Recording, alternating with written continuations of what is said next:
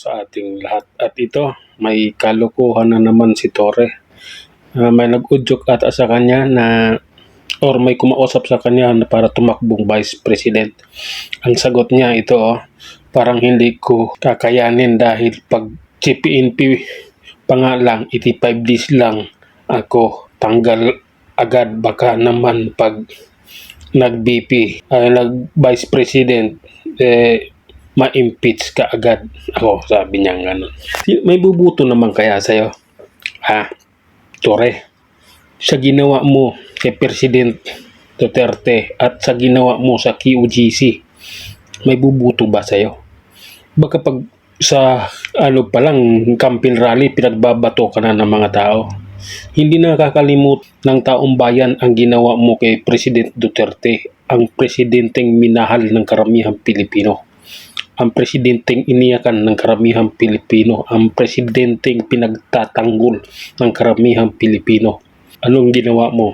Hinuli mo, binadala mo sa ibang bansa nang walang warrant of arrest. Kinidnap mo, tapos ngayon sasabi gusto mo tumakbo, may nag-uudyok sa yung tatakbo kang Vice President. Sa tingin mo, mananalo ka? Sa tingin mo, ginawa mo sa QGC, sa mga member ng QGC nag-iiyakan, sa mga member ng QGC namatay dahil sa iyo. Ikaw, putang ina ka, wala ka nga talagang kapal ng mukha mo, wala kang konsensya. Hayop ka talaga. Tapos ngayon parang gusto mong tumakbo ng Vice President. Sino nag-udyok sa Australianes? Sino nag-udyok sa si Risa Hontiveros? Baka ikaw kayong dalawa ni Risa at Hontiveros ang magkakampi sa 2028. Parang nag-uusap-usap na kayo. Ngayon, tanggal ka CPNP at alam ko wala ka na rin sahod.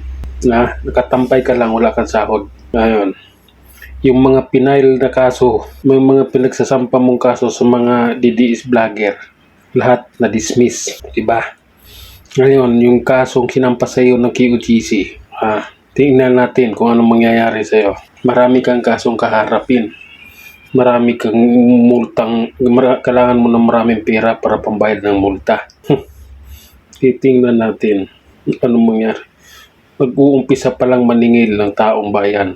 Nag-uumpisa pa lang maningil ang QGC. Tandaan mo, ang ginawa mo kay President Duterte at sa QGC, may kapalit.